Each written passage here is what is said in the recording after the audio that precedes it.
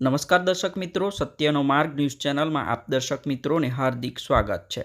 વાપીના highway number 48 પર માર્ગ પર પહેલા જ વરસાદમાં જ પાણી ભરાયા। હાઈવે નંબર 48 પર મોરાઈ પેટ્રોલ પંપના પાસે માત્ર વરસાદના એક જ ઝાપટામાં જ રોડ ઉપર પાણી ભરાયા। જો કે વાહન ચાલકોને હાલાકીનો સામનો કરવો પડી રહ્યો છે। તંત્ર દ્વારા ગટરની વ્યવસ્થા તેમજ પાણીના નિકાલ કરાવે તે જરૂરી બન્યું છે।